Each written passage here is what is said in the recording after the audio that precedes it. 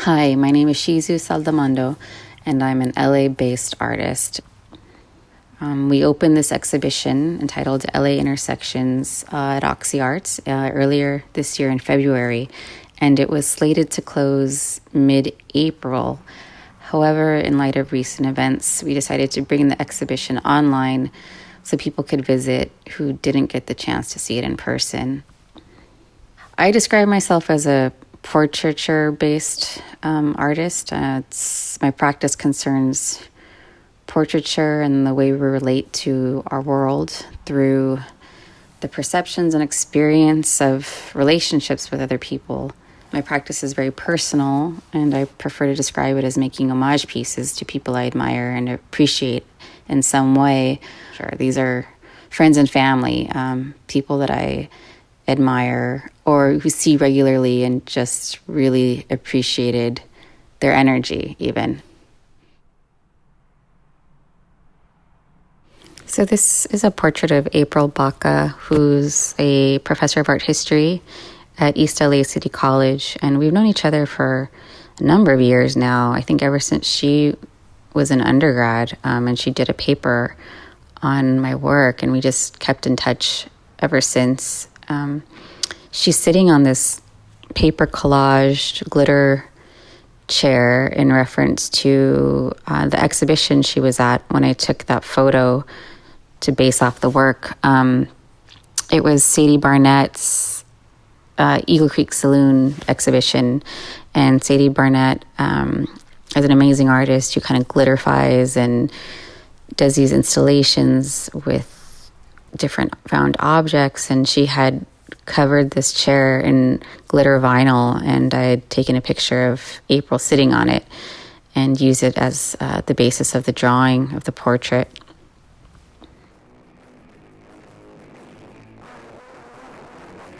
So this is the only video piece in the exhibition, and it's I think about a 4-minute loop of my friend Joe at Zero's reunion concert that took place a couple years ago at this Legion Hall in Bell Gardens. And I kind of wanted to include this piece because I feel like it sets the tone for most of my work. The piece is called Joe's Catharsis. There's something very cathartic about going to a show, connecting with people, and releasing trauma and energies with each other in this communal act of just jamming out and letting out aggression, and it's okay, and getting sloppy and drunk. And there's something really powerful. It's like church for me, I think, going to punk shows and feeling the energy and finding just like-minded people who are dealing with their own traumas and releasing and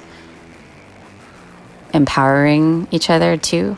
And that's where that piece comes in, is that it's the illustration of that camaraderie within release.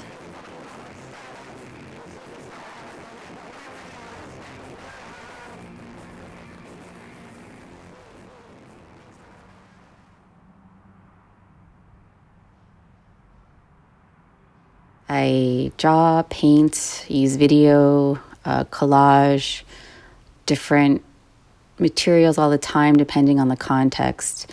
For this show, I focused on using primarily colored pencil drawing on paper and paint and graphite on wood panels. I'm constantly looking for a way to personalize my own style of portraiture within a sort of dialogue between craft arts, music subcultures, and contemporary art.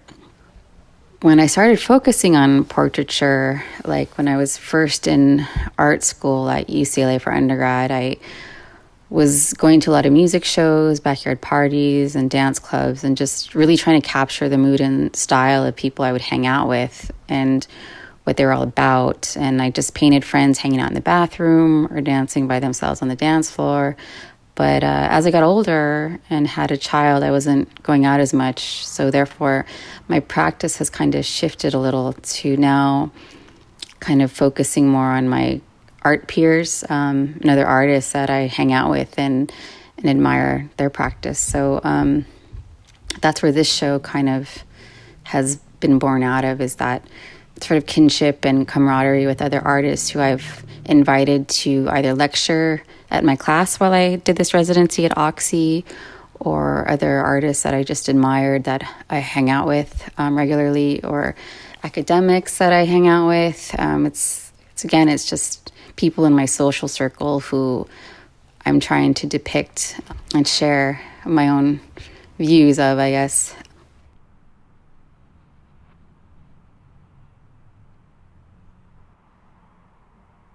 So this is a portrait of Maria Maya, who's an amazing sculptress, installation artist, performance artist. And we've been in a couple shows together.